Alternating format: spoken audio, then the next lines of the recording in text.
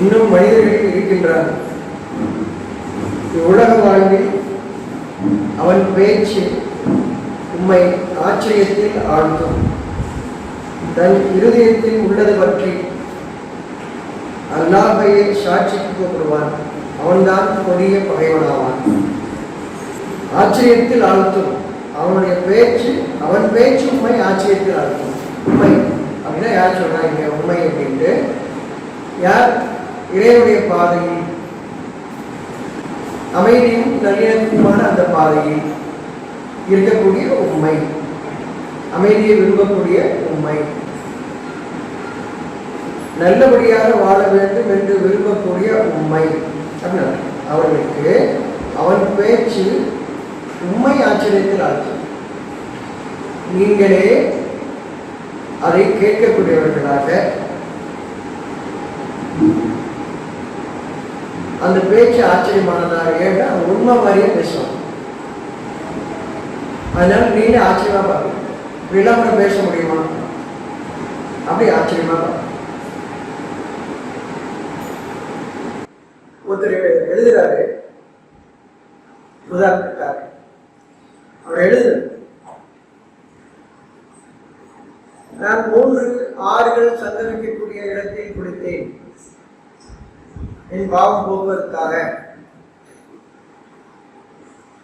பிறகு நான் அந்த ஆற்றிடம் கேட்டேன், அந்த 3 இடம் சங்கமிக்கக்கூடிய அந்த 3 சேரும் இடம்னா திரிவேணின்னு சொல்லுவாங்க இல்லையா? திரினா 3 முக்குடல். அங்கே கேட்டேன் அந்த ஆத்துட்ட, என் பாவத்தெல்லாம் நீ வாங்கிக்கிட்டியா?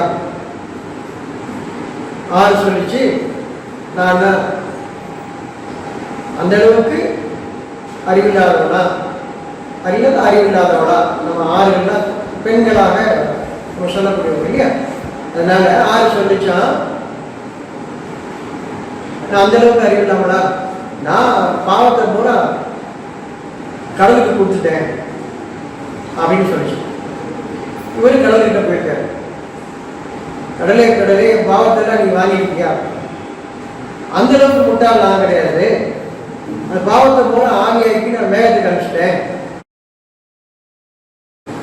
அப்படின்னு கடல் சொல்லிச்சு. அவர் இவர் மேல போய் மேகத்திட்ட கேட்டாராம், மேல எழுப்பி மேகத்துல போய் கேட்டாராம், மேகமே என் பாவத்தெல்லாம் நீங்க வாங்கிக்கிட்டியா?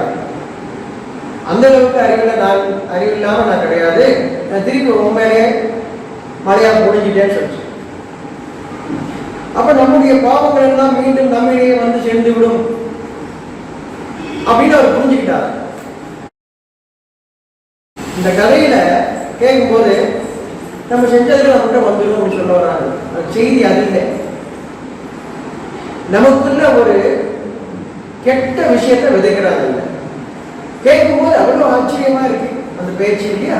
கடல் ஆறு வாங்கி ஆனா முட்டாளர்கள்னு சொல்லிடுச்சு, கடல் வாங்கி முட்டாளர்கள் சொல்லிடுச்சு, மேலும் முட்டாளர்கள் அவங்க திருப்பிட்ட சொல்லிடுச்சு. எவ்வளவு அழகான கதை, வழிகாட்டக்கூடிய கதை. அதுதான் தோணும். அவர் எழுதியிருந்தாரு, எல்லாரும் ஆகா போகும்னு சொன்னார். அப்ப நம்ம கேட்டோம், ஆறும் கடலும் மேகமும் உங்கள் பாவங்களை கடத்துகின்ற ஒன்றா அப்படின்னு கேட்கணும். அது கடத்துமா? உங்க பாவத்தை அது கடத்துமா? அப்ப எல்லாரும் அமைதியா இருக்க. படிக்கும் போது சரி கேட்டீங்க, அது ரொம்ப புத்திசாலமா கடத்துச்சு அப்படின்னா வாங்குன்னு தானே அர்த்தம். வாங்கு கடத்துதுன்னா வாங்குன்னு அர்த்தம். ஆனா உண்மையில் வாங்குகிறதா? அது உங்களுடைய பாவங்களை பெறுகிறதா அப்படிங்கிற கேள்விக்கு அவங்கள்ட்ட பதில் இல்லை. சிந்தனையில தான் அவங்களுக்கு கேள்வி. வேதத்தை கொண்டு நீங்கள் அறிந்து சிந்திக்கும் போதுதான் அவர் சொல்லக்கூடிய அந்த கூற்றுகளில், அவர் எழுதக்கூடிய அந்த எழுத்துகளில் அவரை ஆச்சரியப்படுத்தக்கூடியதாக இருக்கிறது. ஆனால் அதில் எந்த உண்மையும் இல்லை என்பதை நீங்கள் சிந்திக்க தலைவர்கள். உங்களுடைய பாவங்களை பெற்றுக்கொள்ளக்கூடிய ஏதேனும் ஒன்று இருக்கிறதா? யாரேனும் ஒருவர் இருக்கின்றாரா உங்கள் பாவங்களை பெறுவதற்கானவர்கள்? உங்கள் பாவங்களை பெற்றுக்கொள்ளக்கூடிய ஏதேனும் ஒன்று இருக்கிறதா? ஒருபோதும் இல்லை. அறிந்து கொள்ளுங்கள், வேதம் அறிவிக்கிறது. ஒருபோதும் இல்லை. எந்த ஒன்றும் யாரும் உங்கள் பாவங்களை நீக்கிக் கொள்ள முடியாது. இதை அறிந்தால் அந்த கூற்று உங்களுக்கு ஆச்சரியத்தில், அதை உணர்ந்தவர்கள் அதை ஆச்சரியமா பார்க்கிறார். ஒரு பொய்யை எவ்வளவு அழகா சொல்லிட்டு போறாங்க. மற்றவர்களுக்கு அது ஆச்சரியமாக உண்மையான ஒரு விஷயம் போல. ஏன்னா கர்மம் அவர் செஞ்சது திருப்பி அவனுக்கே வந்துச்சான். அந்த உண்மையை சொல்றாங்க. இதில் சொன்ன பொய்கள் எல்லாமே, நான் ஆற்றில் குளித்தால் என் பாவம் போகாது, கடலில் குளித்தால் உங்கள் பாவம் போகாது, மழை வந்து உங்கள் பாவங்களை போகாது, எந்த ஒன்றும் உங்கள் பாவங்களை நீக்காது. எது நீக்கும்? நீங்கள் உணர்ந்து திருந்தி, அது மட்டும்தான். திருந்துட்டே வாயில சொல்றது இல்லை, நான் மன்னிப்பு வாங்கிக்கிறேன் கடவுள்னு சொல்றது இல்லை. நீங்க திருந்துறீங்களான்னு உங்களுக்கு விடுதலை, உங்களை படைச்சு விடுதலை. யார்கிட்ட கேட்கிறீங்களோ அவங்களுக்கு தெரியும். நம்முடைய கேடுகள், பாவம்னா கேடு, நம்மகிட்ட கேடு. உங்கள் கேடுகளை உங்களை விட்டு, கேடுன்றது உடம்புல இல்லை, உடம்புல இருந்துச்சுன்னா அது உங்களுக்கு அறிவிக்கிறதுக்காக. என்ன கேடு? உங்களுடைய மனதின் கேடு உடலில் நோயாக வெளிப்படும். அது போயிடும், அது கேள்வி கேட்கப்பட மாட்டாது, அது போயிடும், அது ஒரு பிரச்சனை இல்லை. மனசுல நினைக்கு, உங்க மனசுல நினைக்கு, அது நீங்களும் அப்படின்னா நாம் உணர்ந்து, நம்முடைய தவறுகளை உணர்ந்து, இது நீங்க வேண்டிய செஞ்சாச்சு. தவறு அப்படின்னா நீங்க செஞ்சுட்டீங்க, நீங்க செஞ்சு முடிச்சுட்டீங்க. இப்ப மனசுல மட்டும் உடல் இல்லை, கண் முன்னாடி இல்லை, நீங்க போய் மாற்றவும் முடியாது, அது முடிஞ்சிருச்சு. அப்ப அது எங்க இருக்கு? உங்க மனசுல இருக்கு. நீங்க மனசை குளிப்பாடுறது இல்லை, அது ஆறுலையும் குளிக்கிறது இல்லை, கடல்லையும் குளிக்கிறது இல்லை, மழையிலும் குளிக்கிறது இல்லை. எந்த ஒன்றும் யாரும் உங்களுடைய மனதில் இருப்பதை வாங்கிக் கொள்ள முடியாது. உங்க கையை வேணா வெட்டி கொடுக்கலாம், உங்க காட்டை வெட்டி கொடுக்கலாம், கிட்னியை காட்டி கொடுக்கலாம், கர்ப்பப்பையை காட்டி கொடுக்கலாம். ஆனா அது அங்கெல்லாம் இல்லை. உங்க பாவம் நீங்க காட்டி கொடுக்க முடியாது. யாரும் எங்கேயும் போகாது. உங்க பாவம் நீங்க செஞ்சு போய் திருப்பி வந்துச்சு அப்படி பேசலாம் கிடையாது. நீங்க ஒரு பாவம் செஞ்சீங்க, அது போய் சுத்தி ரொம்ப நாள் சுத்தி உங்ககிட்ட வந்துச்சு அப்படிலாம் கிடையாது. அது எங்கேயும் போகல, உங்ககிட்ட. இவர் கூறுவதெல்லாம் போய் அதை கேட்கும்போது உங்களுக்கு ஆச்சரியமா இருக்கு, எவ்வளவு அழகா பேசுறாங்கன்னு. விளங்காதவர்கள் ஆச்சரியமா பார்ப்பாங்க. நீங்க கூட கேட்பீங்க. நீங்க எப்படி கேட்பீங்க? ஆச்சரியத்தோடு. உண்மை ஆச்சரியத்தில் ஆழ்த்தும். எப்படி ஆச்சரியத்தில் ஆழ்த்தும்? நம்பிக்கை கொண்ட, நன்மையை உணர்ந்து கொண்ட அவர்களுக்கு எப்படி ஆச்சரியத்தை ஆழ்த்தும்? ஒரு பொய்யை எவ்வளவு அழகா சொல்லணும் பாருங்க,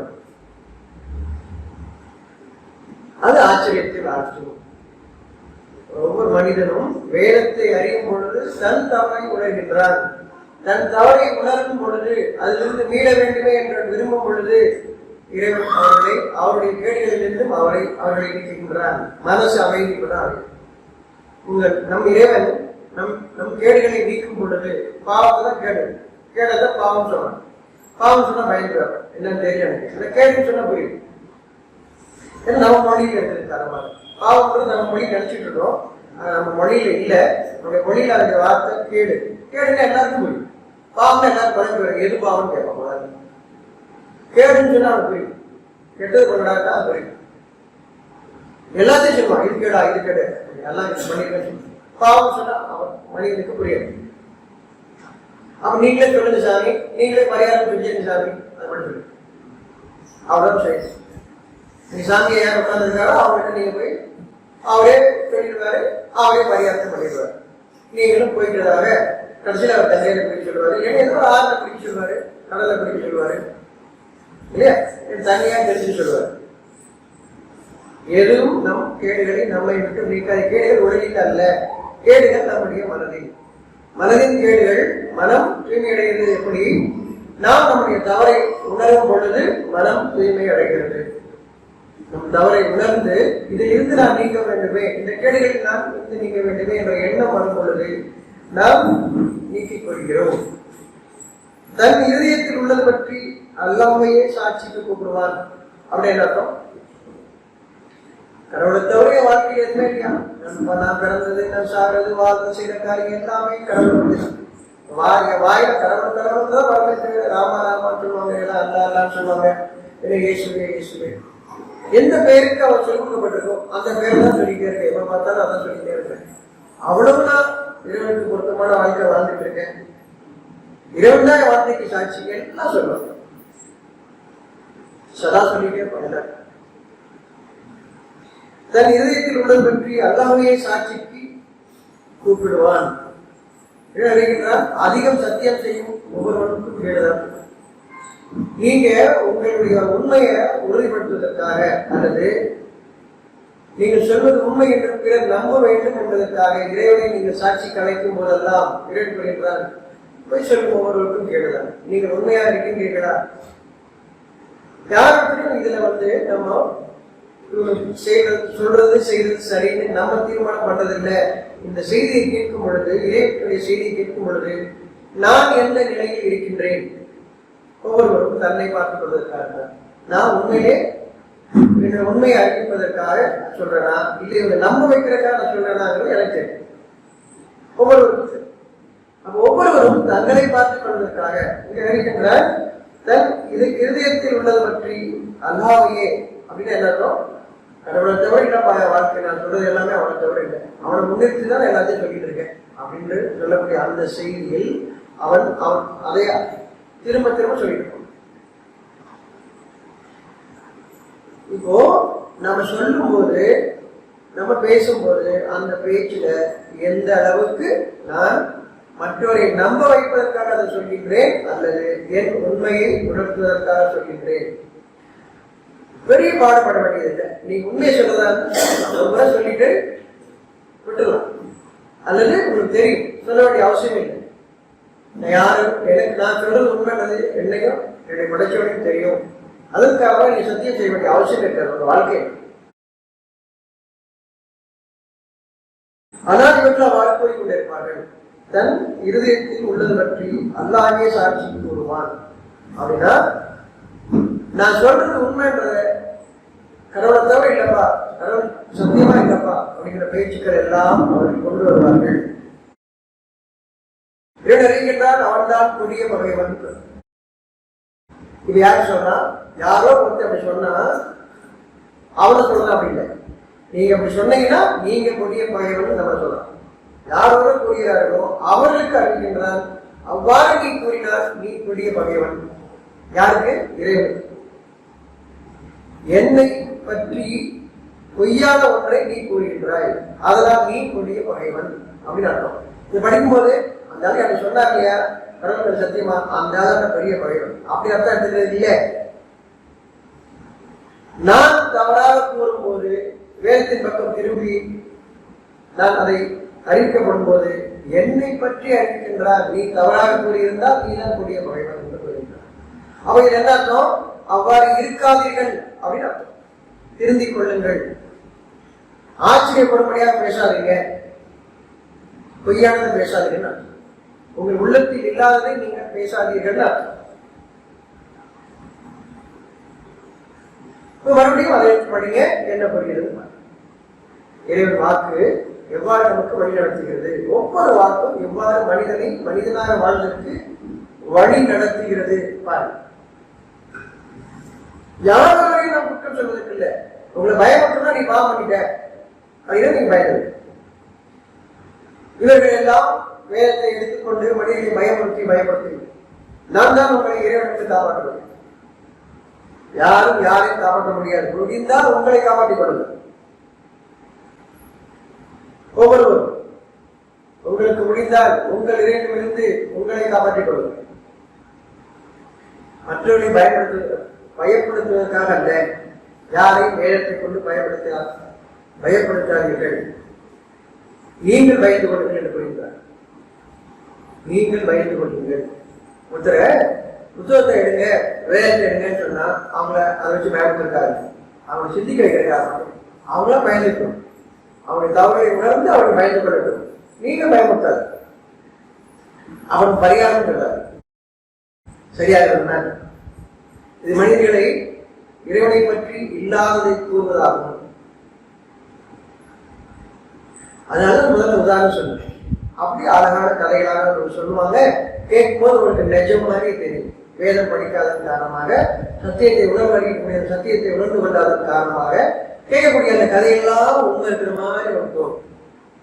அது உங்களை அறியாமல் எப்படி ஒரு நோய் வரும்போது உங்களுக்கு உடம்புல நோய் ஊறி போச்சு போல தெரியும் சொல்றீங்க இல்லையா? உங்களுக்குள்ள ஊறி போல உங்களுக்கே தெரியல. அப்படி இந்த பொய்யான கூற்றுகளை நீங்கள் கேட்கும் போது நீங்கள் ஊறி போய் விடுவீர்கள், சிந்திக்க முடியாமல் சரியா இருக்கிறதா நினைச்சுக்கிட்டே இருக்கு. இறைவனை விட்டு உங்களை விளக்குவதற்கு இறைவனைக்கு ஒரு பெயரை சொல்லியே உங்களை விளக்குவார். ஆனா நீங்க இருக்கிறதா நினைச்சுக்கிட்டே இருக்கு, இறைவனை பாதுதான் இருக்க நினைச்சுட்டே இருக்கு, அப்படி மூடி போயிட்டே இருக்கு. இறைவன் தெளிவாக உணர்த்துகின்றார். நமக்கு என்ன நடக்குதுன்னு உங்களுக்கு தெரியும். விளங்கிடுச்சுன்னா, வேதம் உங்களுக்கு இறங்கிடுச்சுன்னா, நடக்கக்கூடிய உங்களுக்குள் நடக்கக்கூடிய விஷயத்தை நீங்கள் உணர்ந்து கொள்வீர்கள். ஒரு சின்ன அசைவு, ஒரு செய்தியை நீங்கள் உணர்வீர்கள். உங்களுக்குள் நடக்கக்கூடியதை நீங்கள் உணர்வீர்கள். சத்தியத்தின் பாதையில் நிற்கிறீர்கள். மயக்கத்தில் இருக்க மாட்டீங்க.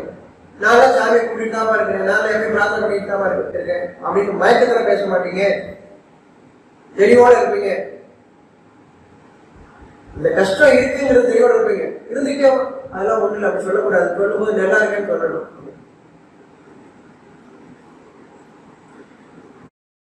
மயக்கத்துக்குள் நீங்க சொல்கிறீர்களா?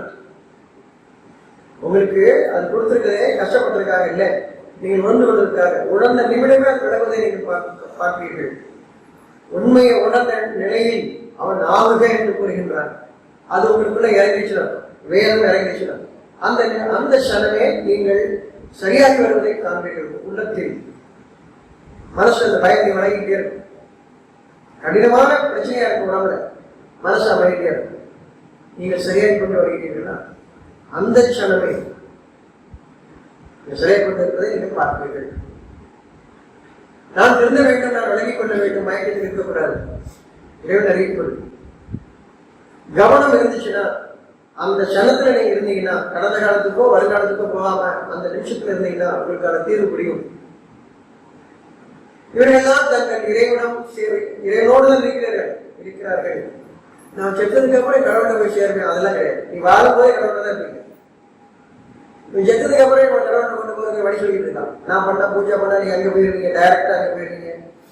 நான் சொன்ன பரிகாரம் நீங்க செஞ்சீங்கன்னா டைரக்டா முன்னாடி முன்மனுஷன் உட்காந்துருக்க போயிட்டு டைரக்டா உங்களுக்கு வாரத்துல இருந்து பறக்கும் விமானம் வந்து நீங்க நேரம் போய் உட்காந்துருக்கீங்க. இதெல்லாம் வாழும் போதே நீங்கள் அதை காண்பீர்கள்.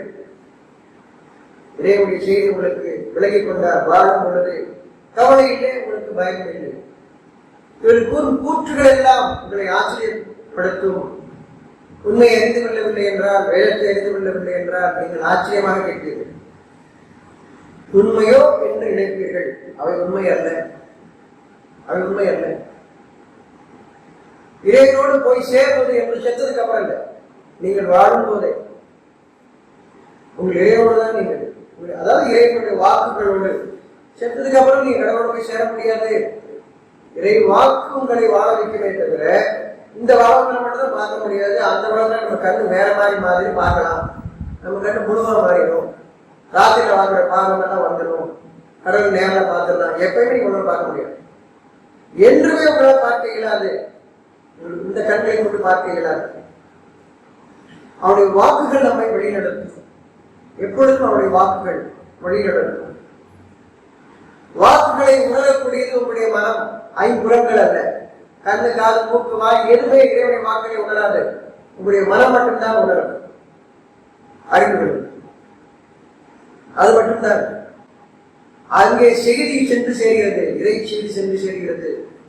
அது உங்களுக்கு வெளிச்சம் காட்டும். ஐம்புலன்களுக்கும் அவை உணவாக அமையும். இருதயத்தில் உள்ளது பற்றி அல்லாமையே அவன் சாட்சி கூப்பிடுவான். அவன்தான் கொடிய பகைவனாவான். பாதுகாப்பு தேடுவோம். அந்த கொடிய பகைவனாக நாம் இருப்பதில் இருந்து நம்முடைய இறைவனுடன் நாம் பாதுகாப்பு தேடுபவர்களாக இறைவனிடமே, உள்ளத்தில் அந்த செய்தியிடமே. இறைவன் சொல்லும் போது செய்தின்னு மட்டும் முடிச்சுக்கணும். இறைவன்கிறதே செய்திதான், அல்லாஹ்ன்றது செய்திதான், கடவுள்ங்கிறது செய்திதான், காட்ங்கிறது செய்திதான்.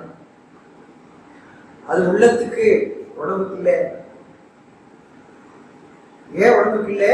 உடம்புக்கு நீங்க தேவையெல்லாம் அவன் படைத்தது. எங்க என்ன படைச்சிருக்கிறானோ அதை கொண்டு வாழ்ந்து வருவதற்கு.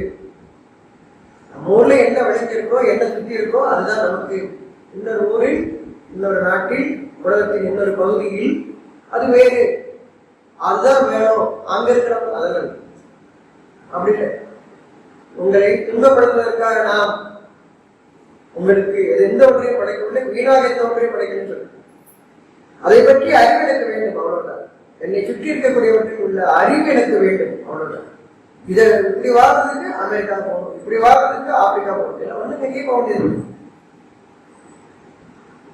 நீங்கள் இருக்கும் இடத்தில் மனிதனாக வாழ்வதற்கு வேண்டிய அனைத்தும் உங்களுடைய இறைவனம் உண்டு. உள்ளத்தில் அவருடைய செய்தியை கவனிங்கள். செய்தியை நீங்கள் ஏற்றுக்கொள்வதுதான் இறைவனுக்கு பணிவது. அவன் நீங்கள் ஏற்றுக்கொண்ட செய்தியில் நீங்கள் வாழ்வதுதான் அவனை தொழுவது, அவனை ஜெபிப்பது, அவனை வேண்டுவது, அவனை கும்பிடுவது. ஏற்றுக்கொண்டீர்கள், நல்லதை ஏற்றுக்கிட்டீங்கன்னா அவன் உங்களுக்கு வேண்டுதலை அறிவிக்கின்றான். உங்களுடைய பிரார்த்தனை, உங்களுடைய ஜெபத்தை அவன் அறிவிக்கின்றான். நீங்கள் கேட்டுக்கொண்டீர்கள். எப்படி? அது செய்தியை கேட்டுக்கொண்டீர்கள். இப்பொழுது அந்த செய்தியை கொண்டு நீங்கள் உங்கள் காரியங்களில் இருக்கின்றீர்கள். இதுதான் தொழுகை, இதுதான் ஜெபம், இதுதான் கும்பிடுதல். நீங்க செய்யற ஒவ்வொரு காரியமும் நல்ல எண்ணத்தோடு நீங்க செய்யக்கூடிய ஒவ்வொரு காரியமும் இறைவனை வழிபடுகிறீர்கள். இப்பொழுது நாம் மனிதர்களாக எந்த ஒரு மனிதனையும் நாம் மனிதனாக பார்க்கிறோம். ஒருவர் மண்பாண்டம் செய்கின்றார், அவர் இறைவனை வழிபடுகிறார். ஒருவர் முடிச்சவரம் செய்கின்றார், இறைவனை வழிபடுகிறார். ஒருவர் விவசாயம் செய்கின்றார், இறைவனை வழிபடுகிறார். நீங்கள் அவரை மனிதனாக பார்க்கின்றீர்கள். ஒரு வியாபாரம் செய்கின்றார், இறைவனை வழிபடுகிறார். எப்படி? நல்ல எண்ணத்தோடு. அதான் முக்கியம். இறைவனோடு செய்யக்கூடிய வியாபாரம். ஒவ்வொரு மனிதனும் அவன் விவசாயம் செய்யும் பொழுதும் இறைவனோடு வியாபாரம் செய்கின்றான். அவன் வேட்டைக்கு செல்கின்றான், தன் உணவிற்காக இறைவனை வழிபடுகின்றான். ஒவ்வொரு மனிதனும் நீங்கள் உங்களுக்கு செய்யக்கூடிய அந்த காரியத்தில் நல்ல எண்ணத்தோடு நீங்கள் செய்யும் பொழுது இறைவனை வழிபடுகிறீர்கள். ஒவ்வொருவரும் நீங்கள் மனிதனாக பார்ப்பீர்கள். இவன் மீனவன், இவன் வேடுவன், இவன் மண்பாண்டன் அப்படின்னு பார்க்க முடியும். மனிதன் மட்டும் பார்க்க. அவன் செய்யக்கூடிய தொழில் வேறு வேறு. அவனுக்கு இறைவன் என்ன அறிவித்து தந்தானோ அவன் வாழக்கூடிய பகுதியில் அவனுக்கு எவ்வாறு வாழ வேண்டும், வாழ்வதற்கா இல்ல, இறைவன் உங்களுக்கு கற்றுத்தந்த அந்த அறிவை நீங்கள் செயல்படுத்துகிறீர்கள். அதான் நீங்க வாழ்றீங்க. இறைவன் கற்றுத்தந்தது. மீன் பிடிக்கிறீங்களா எடுத்துக்கிறீங்க, அவன் கற்றுத்தந்தது. அதான் நீங்க செய்றீங்க. இன்னொருத்தையும் பிடிக்க முடியல, தெரியல. இருக்கு கடல்ல இறங்க பயமா இருக்கு, கரையில நிற்க பயமா இருக்கு. அவர் உள்ள வரைக்கும் வர படையில நம்ம நிக்கிறதுக்கே பயமா இருக்கு. அவர் நின்றுட்டு ஒரு காரியத்தை வேலைகளை செய்யறாரு. அவர் எப்படி கற்றுத்தந்தது? யாருக்கு எது கற்றுக் கொடுக்கப்பட்டதோ அவரை செய்கிறார்கள். அது அவருக்கு லேசா இருக்கு. நீங்களும் முயற்சி செய்யலாம், கற்றுக்கொள்ளலாம். ஆனாலும் பயமா கற்றுக்கொள்ளும் பொழுது உங்களுடைய இறைவன் தான், நம்முடைய உள்ளத்தில் அது தெரிந்தால்தான், அது விளங்கிக் கொண்டால்தான். விளங்கிக் கொள்ளும் பொழுது உங்களுடைய இறைவன் கற்றுக் கொடுத்தால் அந்த மனிதர் அல்ல, அந்த மனிதர் அல்ல, உங்களுடைய இறைவன் தான் கற்றுக் கொடுக்கிறார். அப்போ இறைவன் கற்றுக் கொடுத்ததை ஒருவர் செய்கின்றார், அவர் கற்றுக் கொடுக்கிறார். தனக்கு கிடைத்ததை அவர் கொடுத்து விடுகிறார், சொல்லிக் கொடுக்கிறார். ஆனா அவர் கற்றுக்கொள்ளும் பொழுது அவருக்கு இறைவன் தான் அங்கே கற்றுக் கொடுத்தார் அவருக்கு. இப்பொழுது நீங்கள் இறைவன் கற்றுக் கொடுத்தா நீங்கள் அதை செய்வீர்கள். இப்பொழுது கற்றுக் கொடுத்தது என்ற இறைவன் தான் என்ற அந்த எண்ணத்தை கொண்டும் செய்யக்கூடிய காரியத்தில் எந்த கேடுகளும் இல்லாமல் மொத்தத்தையும் பிடிச்சிட்டு வந்து மொத்தத்தையும் இன்னைக்கே விட்டு மொத்தத்தையும் நான் காசாக்க போறேன் அங்க போறீங்க. தண்ணியில் இருக்கிற பிடிச்சிட்டு வந்து மலையில விளையக்கூடிய ஒண்ணு ஆக்கி வச்சுக்க போறேன். அவ்வளவுதானே. தங்கமும் வெள்ளியும் வயலும் மலையில விளைஞ்சது இல்லையா? தண்ணியில விளைஞ்சதுக்கு தரையில விளைஞ்சு எடுத்துக்கிறீங்க. அதுதானே, வேற என்ன கொண்டு வரல. அது ஒண்ணு தண்ணியில விளைஞ்சது எப்படி உங்களுடைய கேடுகளை நீக்காதோ, தரையில விளைந்தது உங்களுடைய கேடுகளை நீக்காது. கேடுகள் மனது எந்த எண்ணத்தோடு நீங்க செய்றீங்கன்னா இறைவனை காரியம் செய்றீங்க, கெட்ட எண்ணத்தோடு செய்றீங்க, இறைவனுக்கும் நீங்க செய்யும் காரியத்துக்கும் எந்த சம்பந்தம் இல்லை, எந்த சம்பந்தம் இல்லை. சகலரையும் இறைவன் இவ்வாறு வழி நடத்துகின்றார்.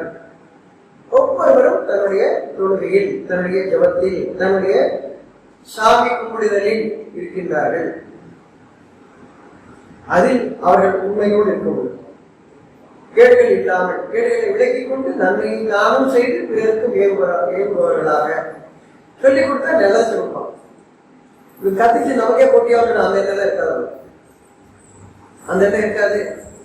அந்த எண்ணெய் இருந்துச்சுன்னா உங்களுக்கும் உங்களுடைய இறைவனுக்கும் எந்த சம்மந்தம் இல்லை. நீங்கள் பாதை விலகிக் கொண்டு இருக்கிறீர்கள். எதை தெரிஞ்சுக்கிட்டீங்களோ அதை உள்ளதை உள்ளபடி நீங்கள் எடுத்து கூறுகிறீர்கள் என்றால் இறைவனை வழிபடுகிறீர்கள். யார் சொல்லி கொடுப்பீங்க? அப்படி சொல்லி கொடுத்தா உங்களை போல நல்ல மனுஷனா இருக்கான், வழி தெரியாம இருக்கான், அவனுக்கும் கொடுப்பீங்க. அவன் தெளிவா தெரியுது அக்கிரமா அணியா பண்ணிட்டு இருக்கான், சொல்லி உனக்கு போய் சொல்லி கொடுப்பீங்களா? மாட்டீங்கல்ல. இப்ப யார் சொல்லி கொடுக்குறோம்? அவன் நல்ல எண்ணம் இருந்துச்சுன்னா உங்களுக்கு எல்லா வழியும் தெளிவா தெரியும். எல்லாத்தையும் சொல்ல வேண்டிய அவசியம் இல்லை, உங்களுக்கும் தெரியும். எல்லா வழியில நீங்க இருந்தீங்கன்னா உங்களுடைய பாதையில வரக்கூடிய ஒவ்வொரு நன்மைகளும் நீங்கள் அறிவீங்க. கெட்டது வழிக்கு போவீங்க. மனுஷன் வரான், மனுஷ ரூபத்துல வரான், மனுஷன் தான் அவனுக்கு தெரியும், மனுஷ ரூபத்துல தான் இருக்கான், கடையை போயிட்டே இருப்பீங்க. அவனுக்கு என்ன செய்ய போறீங்க? அந்த மனிதனை நீங்க பார்க்கும்போது நிச்சயமா அவங்களுக்கு உதவி கேட்டால் இல்லை நீங்க கொடுக்கணும் என்ன உங்களுக்கு ஏற்பட்டார். ரெண்டு விதத்துல அவர்கள் கேட்பதும் உண்டு, நீங்களாக உணர்ந்து அவர்களுக்கு கற்றுத்தருவதும் தருவதும் உண்டு. இறைவனுடைய வழிகள் நல்ல விஷயத்தில் இருக்கும்போது நன்மைகள் வளர்ந்தோங்கும். நீங்க கொடுத்ததன் காரணமாக இன்னும் உங்களுக்கு அதிகரிக்கும், பல மடங்கு. நம்ம என்ன நினைக்கிறோம்? கொடுத்துட்டு இன்னும் கொஞ்சம் நிறைய வாங்கிடலாம், மீனை கொடுத்துட்டு தங்கத்தை வாங்கிடலாம் அப்படி யோசிக்கணும். அப்படி இல்லை. எதுல நீங்க திறமை வாய்ந்தவர்களா இருக்கிறீர்களோ அதை இன்னும் அதிகப்படுத்துகின்றார். நீங்கள் அறிய இவ்வளவுதான் உச்சம் அளிக்கிறீங்க. நீங்கள் அறியாத உங்களுடைய இறைவனம் இருக்கிறது. நீங்கள் கற்றதை கொடுக்கும் பொழுது, உங்களுக்கு கொடுக்கப்பட்டதில் இருந்து நீங்கள் கொடுக்கும் பொழுது உங்கள் இறைவன் உங்களுக்கு அதிகப்படுத்துகின்றார், விசாலமாக்குகின்றார். மனசு லேசாகிட்டே இருக்கும், வாழ்க்கை கஷ்டம்லாம் ஆகிட்டே இருக்கும். எத்தனை கோடி இருந்தால் நெருக்கடியே அவன் முடிஞ்ச காசு தான் கொடுக்குறான். காசு யாருக்கு வேணும்? காசு பூமியில எடுத்தது தானே, அது அடிக்கிறதுக்கான பேப்பர் பூமியில எடுத்தது தானே, தங்கப்பு வெள்ளி பூமியில எடுத்தது தானே. அந்த தெளிவு மனசுல வரும்போதுதான் நீங்க போடுவீங்க. நீங்க உங்களுக்கு வேண்டியது இதெல்லாம் உணர்றதுதான் பணத்துக்கு மரியாதை இல்லைன்னு அர்த்தம். உங்களுக்கு உங்களுடைய பணமும் உங்களுடைய செல்வம் உங்களுக்கு உருவாக்குற அர்த்தம் இதுவல்ல என்னுடைய தேவை நீ உணர்றதான் தவிர நான்லாம் ஒரு வேலைக்கு வேலைக்கு போக மாட்டேன், நாளை காசு வாங்க மாட்டேன் அப்படி சொல்லி தெரியுது இல்லை. விளங்கவே தரும். அடுத்தவங்க சொன்னா நாளை காசு டயர் தொடரல, அப்புறம் அதுக்கு ஆள் வச்சிருக்கேன், அவர் தான் ஆள்வார். இவர் சுத்த மாட்டார், காசு கரை வடிந்ததான் இவர் தொட மாட்டார். எப்படி எல்லாம் மனிதன் ஆச்சரியமாக பேசுகிறார். அதுல இல்ல உங்களுடைய செல்வம் உங்களுக்கு உதவாதுங்கிற அதுல இல்ல. இது உதவாது நீங்க உணர்வு. எனக்கு என்னுடைய இறைவனிலிருந்து கிடைத்த அந்த ஞானம் பெருக வேண்டும், அது கொண்டு சேர்த்து உங்களுக்கு தேவையை நிறைவேற்றிட்டே இருக்கும். அதனால இப்போ முக்கியத்துவம் இல்லை உங்களுக்கு. அந்த பொருள் தங்கமும் வெள்ளியும் என்னெல்லாம் இருக்கும், ஏக்கர் கணக்கான தோட்டங்களும் இது எல்லாம் நீங்கள் புரியும். அதுக்குதான் இருக்க போது நீங்க கொண்டு போக முடியாது, அது தெரியும். இப்ப அதன் மீது அவருடைய ஆசை இல்லை. அதற்காக கொடுப்பவர்களாக இருப்பார்கள். எனக்கு அது இருக்க இறைவனிலிருந்து தெளிவு ஞானங்கள், ஒவ்வொரு பொருளையும் எவ்வாறு பயன்படுத்துவது என்று அந்த ஞானத்தை இறைவன் அதிகரிப்பார். அதுதான் நீங்க எல்லாம் பார்த்துட்டே விதை போட்டா முளைக்குதுன்னு நினைச்சீங்க, அப்புறம் கிளையை வெட்டி வச்சா முளைக்குதுன்னு நினைச்சீங்க, இன்னும் கற்றுக்கிட்டு இருக்கான். ஒரு இலையை நட்டு வச்சா கூட முளைக்குதுன்றதை கற்றுக்கிட்டு இருக்கான். இனியும் இனியும் இனியும் உண்டு, ஒரு இறைவன் உண்டு. ஆனால் நீங்கள் இறைவனுக்கு பொருத்தமானவர்களாக இருந்தால் அதில் நன்மை விளையும். இறைவனுக்கு பொருத்தமாக இல்லை, கேடுகள் விளையும். இந்த கிளையும் அந்த கிளையும் ஒட்டு போட்டால் அதில் வரக்கூடியது இன்னும் அழகானதாக அவன் கற்றுக் கொடுத்தான். உங்கள் எண்ணம் தவறுகளாக இருந்தால் அது கேடுகள் விளையும். புரிஞ்சுக்க, கற்றுக் கொடுத்தவன் அவன் தான்.